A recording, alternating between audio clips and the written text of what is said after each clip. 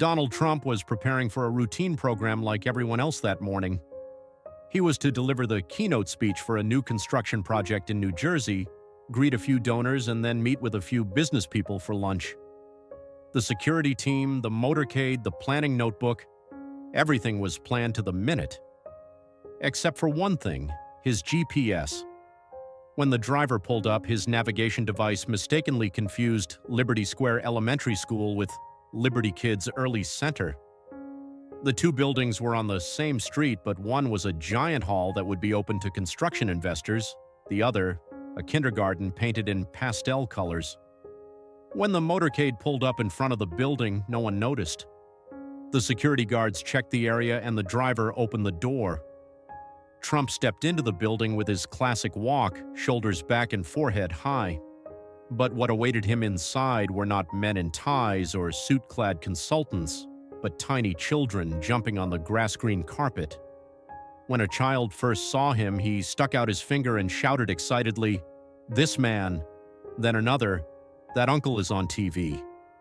Before Trump could understand what was happening, he was suddenly surrounded by 4 to 5-year-old children. One grabbed his pants, another started to turn the button of his jacket.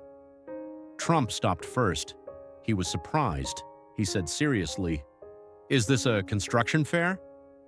The kindergarten teacher came running, panicking. "Oh my God, Mr. President, we weren't expecting you here.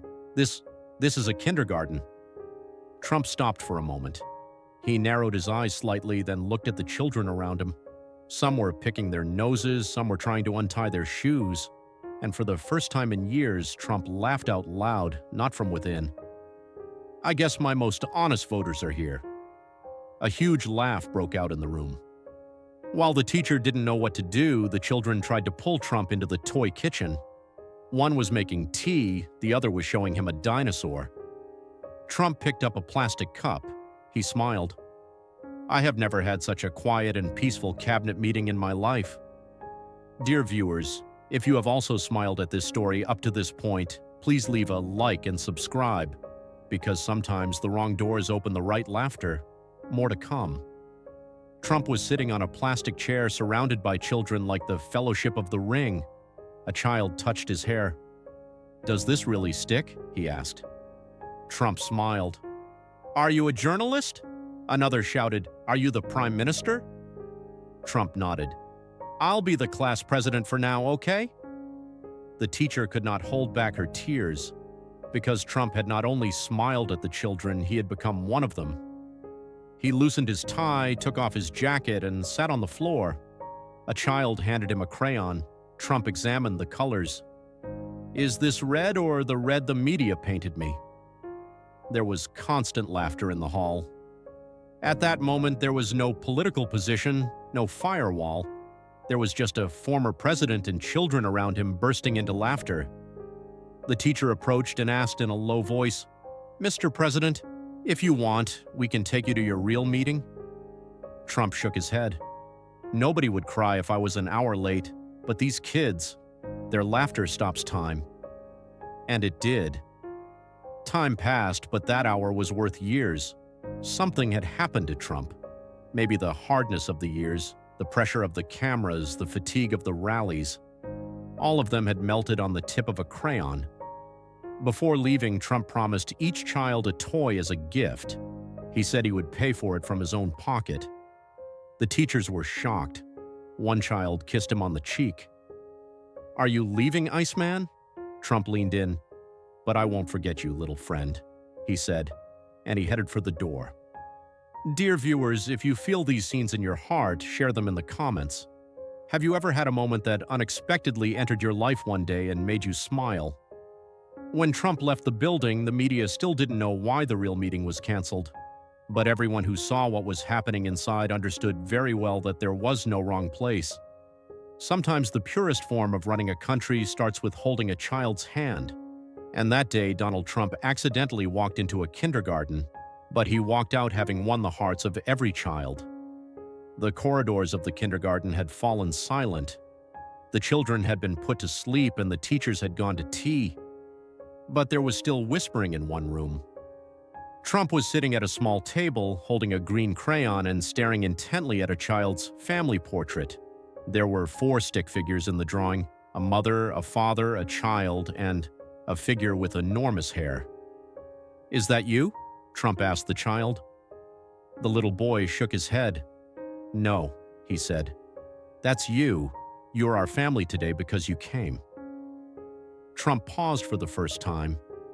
He searched for a sentence between his thick lips, but the words seemed too small at that moment. He simply bowed his head and drew a sun on the child's drawing. He wrote on it, "I was here today, DJT." The teacher came in. "Mr. President, the children will not forget you, but I don't think you will forget them either." Trump, with his voice that normally doesn't slow down even in interviews, spoke sincerely this time. "I've been to many halls in my life, the Stock Exchange Center, the Pentagon, the Tower, but this is the first time I've seen such great people in such small chairs." A little girl approached quietly. She had a notebook in her hand. She handed it to Trump. "My name is Sofia. I wrote you a letter." Trump carefully opened it. The following was written on the page: "Dear Uncle President, thank you for playing with me today. You are now our schoolmate, but sometimes adults look at you very seriously. Please smile a little more. When I hug you, the sound of your heart goes bam bam. Love that sound. With love, Sofia. I am 5 years old." Trump's throat tightened. He closed the page. Then he leaned towards Sofia. "You can be my greatest speechwriter." Sofia nodded. "I like pink. If you like it too, that's fine." A soft laugh spread through the room. The laughs were small but real, and Trump loved it. After years of fake laughter, the laughter of a child was not in his ears but in his heart. As Trump headed for the door, a teacher grabbed his arm. "Mr. President, maybe you'll come back one day. It's been so special to us." Trump turned his head slightly. "Maybe one day I'll come back here as a student, because I have so much to learn." Dear viewer, if our story has brought a smile to your face so far, please like the video and subscribe to our channel, because sometimes real stories start with the wrong doors but end with the right hearts. When Trump returned to his hotel that night, the planned business dinner had been canceled. No statement had been made to the press, but he took the notebook Sofia had given him from his bag in his room and put it on his bedside table. He opened the notebook and wrote the following in capital letters on the first page: "Little hearts make great leaders." The first thing he did in the morning was to have his advisors write a note. The note read, "Toys will be sent to all Liberty Kids preschool students. Each one is different, and each one will be given a note. The note should just say, 'I haven't forgotten your smile, Uncle Donald.'" Just this message alone started to spread like an avalanche on social media. But Trump didn't share. No explanation came. He was silent. Because this time what he wanted to say was not in words, but in the language of the heart. The next day, cargo boxes arrived at the preschool. There was a special package for each child. Inside were plush toys, crayons, and a photo, Trump drawing on the floor of the classroom with a child on his knees. A single line underneath, "When you smile, the world stops and stares." Teachers hung this frame on the walls. Families made copies of the photos. One even wrote to Trump, "Mr. Trump, I was not a supporter of yours, but for the first time in his life, my son said, 'A hero came to school today.'" When I saw that light in his eyes, I realized how small the past discussion seemed. Trump took that letter, had it framed, and hung it in his office right across from his desk. Dear viewer, sometimes a leader leaves a mark not with a microphone but with a child's paint. If these feelings made you feel something, share your own childhood memories with us in the comments. This channel exists not only to remind us of stories but also to remind us of humanity. Trump later said in his first speech, "I did not walk into the wrong building that day.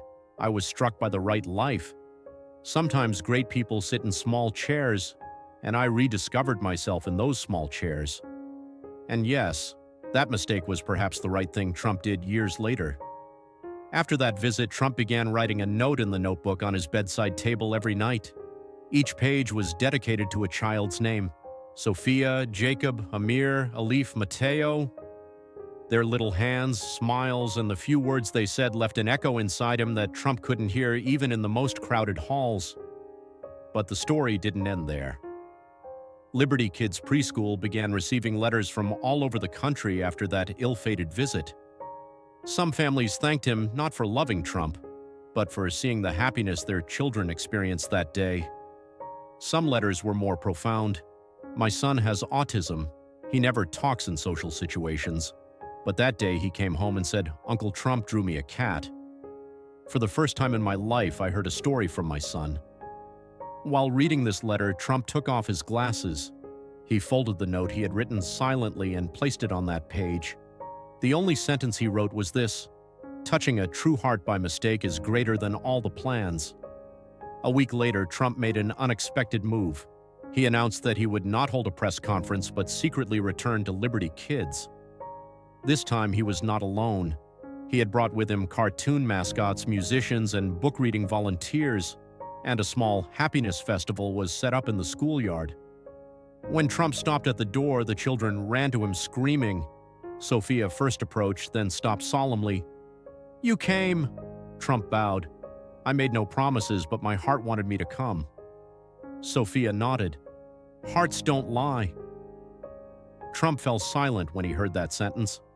The leadership image he had been trying to build with thousands of words for years was summarized in 2 words from a child: "Hearts don't lie." That day, while everyone was laughing and playing in the schoolyard, Trump was coloring books with the children at a small table to one side. There was no press, there were no cameras, but a little boy sitting at the next table smeared some blue crayon on his mouth and rubbed it on Trump. "Now you're a superhero," he said. Trump smiled. "So, what is my superpower?" The boy replied, "To make me laugh." And at that moment, beyond all political identities, social labels, and red ties, Trump truly seemed like a hero. Because making people smile in the most difficult of times is sometimes a greater task than saving the world. Dear viewers, if you also smiled slightly while reading this sentence, then you understand the spirit of this channel. Please subscribe. Because here, we don't just tell stories, we remind them of kindness. At the end of the celebration, while cotton candy was being distributed to the children, Trump was talking to the teachers on the sidelines. One of the teachers approached excitedly. "Mr. Trump, we asked the children to draw you tomorrow. They will make an art exhibition called Uncle Trump." Trump narrowed his eyes. "Really? I hope they didn't draw me as an alien." The next day, the children's drawings were hung in the windows of the school. All of them showed Trump, some in a cape, some handing out ice cream, some wearing heart-shaped glasses. But there was someone. He had drawn Trump with a crying face. He had written underneath, "He taught us to laugh, but there was a cry in his heart." Trump fell silent when he saw the picture. Maybe it was the first time he'd seen it so clearly. Children had drawn not only his face, but also his insides. That evening, Trump left school. As he was getting into his car, Sofia came to the door. "Are you going?" Trump bowed. "But I will not forget you." Sofia took a small piece of paper from her pocket. It was a handmade crooked heart. "This is your heart," she said. "Don't lose it, will you?" Trump took the heart and put it in the inside pocket of his jacket. "I will not lose it, because this heart reminds me of who I am." When he got in the car, the driver asked softly, "Where to, Mr. President?" Trump looked outside, then he smiled. "I need a GPS that doesn't know where it is taking me." And he left. But the story didn't end there, because a heart drawn in that little kindergarten changed the course of a leader forever. Dear viewers, we smiled, we were silent, we thought with you in this 3-part story. Maybe every person should accidentally fall into the right place once in their life. And if this story touched you, leave a comment. Maybe one day a place you accidentally entered will light up someone else's heart. And remember, sometimes children don't just fix toys, they fix people too.